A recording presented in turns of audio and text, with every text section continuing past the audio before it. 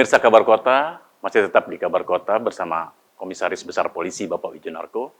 Bagaimana Kota Bekasi mengantisipasi penyakit-penyakit sosial yang timbul pasca pengambilan kebijakan atau pengambilan keputusan PSBB ini diberlakukan.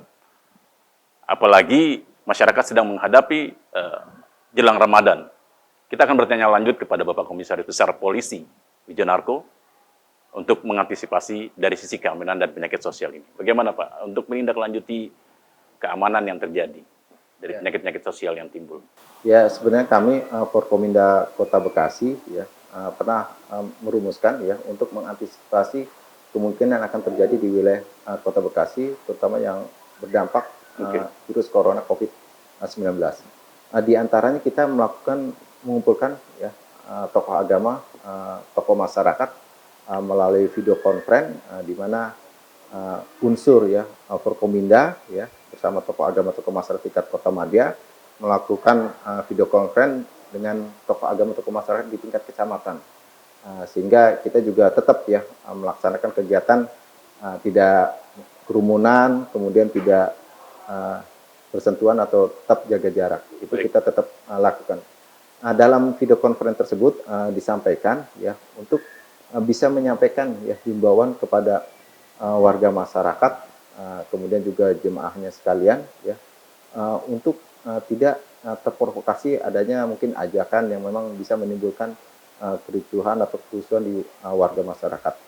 Di samping itu juga menjelang bulan puasa ini, MUI Kota Bekasi ya sudah menyampaikan himbauan di antaranya ya untuk pelaksanaan sholat taraweh itu tidak dilakukan berjamaah di musola atau di masjid, tapi cukup dilaksanakan sholat berjamaah di rumah dengan keluarga kecil.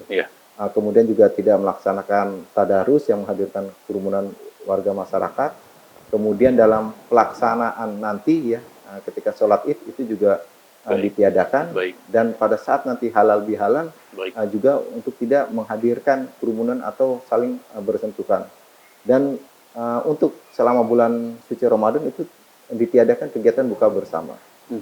Di samping itu juga kita juga mengantisipasi terkait dengan adanya kebijakan pemerintah yang akan membebaskan 30.000 tahanan. Kita sudah konfirmasi ke Lapas Kota Bekasi, di mana kita sudah mendatakan ya tahanan yang akan dilepaskan, sehingga diharapkan kita bisa bantu memantau di wilayah masing-masing. Oleh karena itu data tersebut kita akan sampaikan kepada seluruh jajaran sampai ke tingkat Babin Kaptipmas. Kemudian juga kita mengajak ya peran serta dari tokoh agama, tokoh masyarakat dan RW, RT itu bisa membantu ya kesulitan yang dihadapi, sehingga masyarakat yang tadinya lepas dari tahanan itu bisa bersosialisasi dengan warga masyarakat, kemudian juga bisa melakukan kegiatan-kegiatan yang positif. Kalau misalnya di lapangan sendiri pada kenyataannya ditemukan pelanggaran-pelanggaran seperti masyarakat menyelenggarakan tarawih bersama, apa yang dilakukan? Apakah pihak keamanan menyertakan kiai dalam patrolinya atau dalam pemeriksaan gitu ya, atau bagaimana? Karena kan biasanya gesekan antara agama ini begitu rentan, Pak. Ya, jadi dalam pelaksananya kita mengedepankan kegiatan preemptif dan preventif. Deteksi dini. Kita mengupayakan jangan sampai kegiatan itu sampai terjadi. Kalau kegiatan itu sampai terjadi berarti kegiatan deteksi dini dan preemptif ini tidak maksimal. Namun ketika itu terjadi, kita juga akan mengikut sertakan tokoh agama, tokoh masyarakat dan bersama 3 pilar lainnya. Kalau di tingkat kelurahan itu ada Babin Kaptipmas, Babinsa, Lurah, kemudian di tingkat kecamatan ada camat dan danwil dan Kapolsek, kemudian tingkat Kota Madya itu level wali kota, Kapolres dan Dandim. Kita bersama-sama untuk menyampaikan kepada warga masyarakat yang akan melakukan pelanggaran ya terkait dengan kebijakan pemerintah tersebut. Kita lakukan secara humanis namun tegas, dan alhamdulillah selama pemantauan ini tidak pernah terjadi, sehingga diharapkan ini terus dipertahankan dan situasi tetap aman dan kondusif. Sanksi tegasnya sendiri berupa apa, Pak? Apakah berupa pendataan dan segala macam masuk ke dalam perangkat hukum atau bagaimana? Ya, memang dalam hal ini kita lebih mengedepankan kegiatan sosialisasi ya, kemudian himbauan ya, pendekatan kepada yang bersangkutan. Namun manakala berulang kali ya kita sudah sampaikan himbauan. Pertama kita lakukan teguran Teguran. kepada warga masyarakat, ya kita datakan ya pelanggaran yang dilakukan. Baik. Kemudian juga dalam belangko tersebut juga kita siapkan ya identitas yang bersangkutan, kemudian waktu dan tempat kejadian. Itu data-data tersebut masuk dalam database. Oke. Kemudian nanti kita distribusikan kepada seluruh jajaran. Manakala terjadi kembali, yang bersangkutan dapat dikenakan tindakan tegas sesuai dengan hukum yang berlaku. Di antaranya Undang-Undang Nomor 6 ya, tahun 2018 tentang karantina kesehatan. Baik. Soal banyaknya napi-napi yang akan dibebaskan, apakah ada sanksi tegas barangkali kalau misalnya sudah melakukan tindakan anarkis atau kejahatan akan ditembak di tempat atau bagaimana? Ya, jadi memang kita akan bertindak tegas ya manakala memang ada keresahan di warga masyarakat ya kemudian membahayakan petugas atau membahayakan orang lain.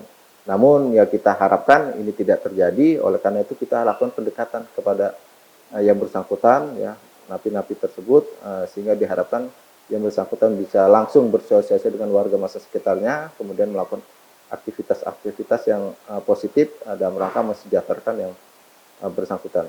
Dalam situasi ini tentu juga kita mengharapkan kepada warga masyarakat untuk bisa mengendalikan diri ya. Manakala memang terjadi pidana itu tidak main hakim sendiri namun diserahkan kepada pihak kepolisian sehingga kita bisa menindaklanjuti dan kita melakukan proses sesuai hukum yang berlaku.